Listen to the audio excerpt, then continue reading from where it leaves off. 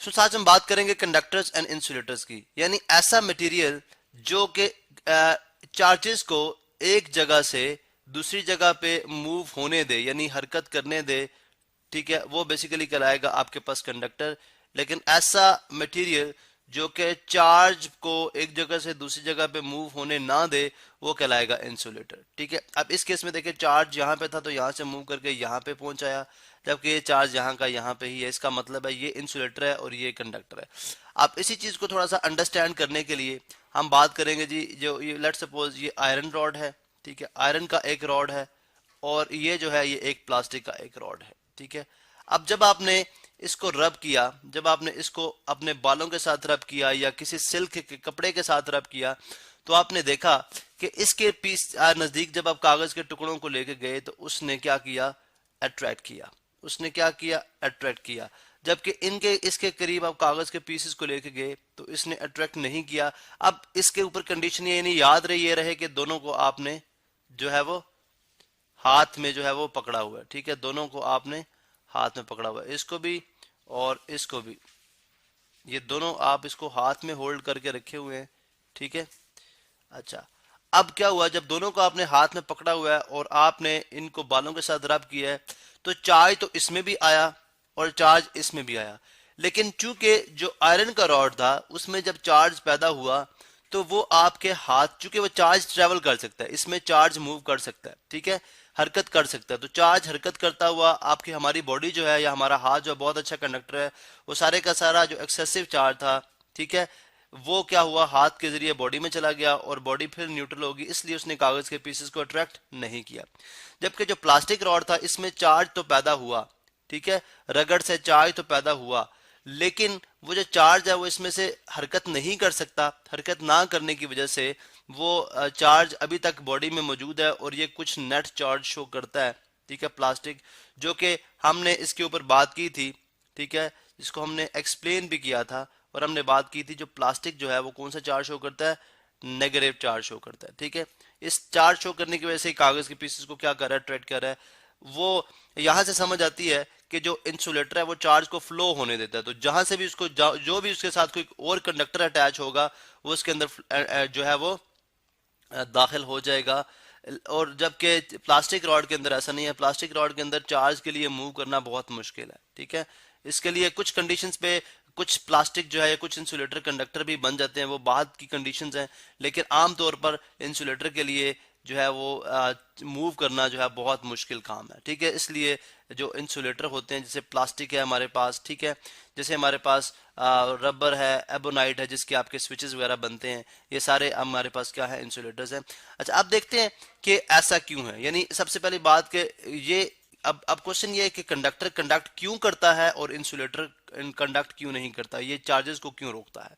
हमने देखा कि अगर हम एक रॉड लेते हैं, ठीक है, फर्ज करें हमारे पास एक रॉड है और अस्यूम कर लें कि हमारे पास ये एक कॉपर रॉड है। ठीक है, कॉपर का एक रॉड है और अब हम देखते हैं कि इसका एक एटम जो होगा, इसका एक एटम जो होगा उसकी स्ट्रक्चर कुछ इस तरह से होगी। सेंटर में न्यूक्लियस है तो ये प्रोटॉन्स हैं, ठीक है, और साइड्स के ऊपर यानी जो शेल्स हैं इसके अंदर इलेक्ट्रॉन जो है वो रिवॉल्व करें लाइक दिस।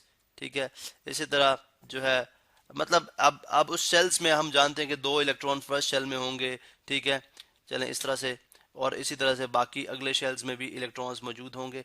अब ये बेसिकली एटम का एक स्ट्रक्चर है, ठीक है, जो कि मैं यहाँ पे ड्रॉ कर रहा हूँ। ठीक है, जो कि बड़ा सिंपल सा है।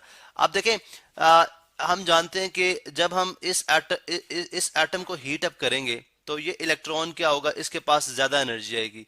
ज्यादा एनर्जी आने की वजह से जो सबसे आखिरी शेल में इलेक्ट्रॉन होंगे, वैसे यानी फॉर एग्जांपल ये न्यूक्लियस है तो इसके अराउंड एक इलेक्ट्रॉन मूव कर रहा था, अब ज्यादा एनर्जी आ रही है, करते करते करते करते उसके पास इतनी एनर्जी आएगी कि यहाँ से क्या करेगा, निकल जाएगा।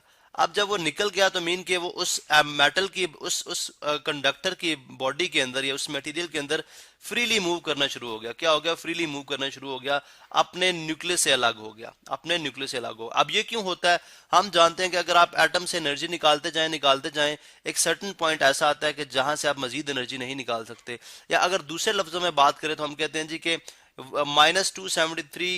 -273 अप्रोक्सीमेटली कर लेते हैं डिग्री सेंटीग्रेड जो टेम्परेचर है, ठीक है, इस टेम्परेचर पे हम अस्यूम करते हैं कि जो गैसेज हैं वो उनके जो मॉलिक्यूल्स हैं वो जो है वो मूव करना स्टॉप करते हैं, या बिल्कुल हम यूं सपोज करते हैं कि वो जैम हो जाते हैं, ठीक है, जैम्ड, वो जैम्ड हो जाते हैं। अब इस यानी ये वो टेम्परेचर है जहां पे मॉलिक्यूल्स मूव नहीं कर रहे, मीन के वो जैम्ड हैं। आप इसको अगर इसको हमने क्या बोला, एक डिफरेंट स्केल दिया, एक डिफरेंट नेम दिया विच इज कॉल्ड 0 केल्विन, ठीक है। अब देखें रूम टेम्परेचर हमारा कितना है, -273 डिग्री से लेके अगर मूव करते हैं तो 30 डिग्री सेंटीग्रेड ऑलमोस्ट अगर रूम टेम्परेचर है। तो अब देखें कितना मैग्नीट्यूड आपने कवर किया, कितना मैग्नीट्यूड किया, 273 ये है और 30 है, तो कितना 303 केल्विन, 303 केल्विन। यानी आपने मॉलिक्यूल का यानी पार्टिकल्स इलेक्ट्रॉन का टेम्परेचर बढ़ा के 0 केल्विन से 303 केल्विन कर दिया, तो डेफिनेटली उनके पास इतनी एनर्जी आ जाती है कि वो अपने शेल से निकल जाए।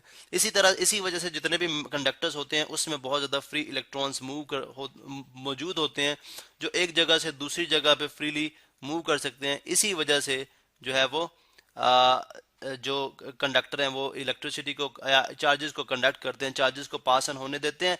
जबकि दूसरी तरफ अगर आप प्लास्टिक की बात करते हैं तो प्लास्टिक के अंदर ऐसा नहीं होता, प्लास्टिक के इलेक्ट्रॉन को निकालने के लिए हमें बहुत ज़्यादा एनर्जी चाहिए, ठीक है, जो कि रूम टेम्परेचर पे अवेलेबल नहीं होती। तो इस वजह से हम बात करते हैं जी कि हमारे पास जो कॉपर है, ये जो कॉपर है वो कंडक्टिविटी जो उसका कंडक्ट करने का जो अमल है वो इस रीजन से है, ठीक है। अब इसके साथ ये तो कंडक्टर्स और इंसुलेटर्स को हमने एक्सप्लेन कर दिया विद रीजंस। अभी हम बात करेंगे इसके साथ दो और टर्म्स मंसूब है, कंडक्टर के साथ है कंडक्टिविटी, ठीक है, कंडक्टिविटी, और इंसुलेटर के साथ है dielectric constant, dielectric constant. ये हम वन बाय वन एक्सप्लेन करेंगे, डाई इलेक्ट्रिक कांस्टेंट, ठीक है। अब क्या मुराद हुआ है जी इन दोनों से। अब कंडक्टिविटी क्या है, कंडक्टिविटी से मुराद है जी हमारी कि कौन सा मेटल जो है, जैसे सिल्वर की बात करो, सिल्वर जो है बहुत अच्छा कंडक्टर है। यानी सिल्वर आपके घर के जो मेन स्विच जो आपका मेन मीटर होगा उसके अंदर जो मेन फ्यूज लगा होता है जिसमें पॉजिटिव और नेगेटिव को कनेक्ट करने के लिए, बिकॉज ये बहुत अच्छा कंडक्टर है और एक्सपेंसिव बहुत है, बहुत महंगा, इसलिए इसको कम यूज किया जाता है, ठीक है। या बहुत हाई जो एक्सपेंसिव किस्म की मशीन्स होती हैं या हाई परफॉर्मेंस मशीन्स होती हैं उसमें इसको इस्तेमाल किया जाता है, क्योंकि इसमें से इलेक्ट्रॉन बहुत आसानी के साथ पास करते हैं। उसके बाद सेकेंड नंबर पर अगर आप बात कर लें तो कॉपर हमारे पास एक अच्छा अवेलेबल, जो अभी जिनकी हम बात करें, कॉपर जो है वो सिल्वर जितना अच्छा नहीं है लेकिन कंपैरेटिवली अच्छा एक कंडक्टर है। देन कम्स हमारे पास एल्यूमिनियम है, ठीक है। अब घर की सारी वायरिंग जो होती है, ठीक है, हाउस वायरिंग स्पेसिफिकली या जनरली जो है वो सारी कॉपर से होती है, ठीक है, कॉपर से होती है। ये भी एक्सपेंसिव है लेकिन कंपैरेटिव टू सिल्वर सस्ता है। उसके बाद एल्यूमिनियम जिसके साथ मुख्तलिफ और एलिमेंट्स मिला के इसके अलॉयज बना के जो आपकी मेन वायर्स आ रही हैं, ठीक है, जो कि ट्रांसफार्मर से कनेक्ट होती हैं आके, वो बेसिकली जो है एल्यूमिनियम की बनी हुई है। तो कौन कितना कंडक्ट करता है, कैसे करता है, किसकी कंडक्टिविटी ज्यादा है कम है, ये आप हायर क्लासेस में पढ़ेंगे। लेकिन कंडक्टिविटी बेसिकली ये होता है कि कौन सा मटेरियल ऐसा है जो कि इलेक्ट्रॉन को फ्रीली मूव होने दे, बिल्कुल फ्रीली मूव होने दे, ताकि और ज्यादा से ज्यादा कंडक्ट कराए। जबकि डाइलेक्ट्रिक कांस्टेंट, मैंने यहाँ पे एक टर्म लिखी है dielectric constant, what does it mean, मतलब डाइलेक्ट्रिक कांस्टेंट बेसिकली इंसुलेटर से ही रिलेट करता है। इंसुलेशन है बेसिकली कि फॉर एग्जांपल अगर मैं ये बात करूं कि एक बाइक है, ठीक है, वो 470 किलोमीटर पर आवर के साथ मूव करता है और उसकी ब्रेक्स नहीं है, आप उसको चलाएं, तो आप कभी भी ऐसा रिस्क लेने की कोशिश नहीं करेंगे कि मैं उसको चलाऊं, क्योंकि अगर ब्रेक्स नहीं है तो आप उसको कंट्रोल नहीं कर सकते। इसी तरह अगर सिर्फ कंडक्टिव, अगर सारे के सारे मटेरियल जो है वो इलेक्ट्रिसिटी या इलेक्ट्रॉन को कंडक्ट करें, तो इसका मतलब है कि अगर लेट सपोज मेरे पास ये एक कंडक्टिंग वायर है और मैं इस करंट को, इस चार्ज को इस पॉइंट पे लेके आना चाह रहा हूँ, तो ज़ाहिर अगर मेरे पास कोई इंसुलेशन नहीं होगी, इसके ऊपर कोई इंसुलेशन नहीं होगी, यानी यहाँ पे भी लेके आना चाह रहा हूँ, यहाँ पे भी लेके आना चाह रहा हूँ, तो इंसुलेशन नहीं होगी, तो ये तो चार्ज सारा, क्योंकि अर्थ जो है बहुत अच्छा कंडक्टर है, वो सारे का सारा चार्ज अर्थ में चला जाएगा। इसलिए आप घर की वायर्स के साइडों पे देखते हैं कि आपने जो है यहाँ पे इंसुलेशंस लगाई होती हैं, ठीक है।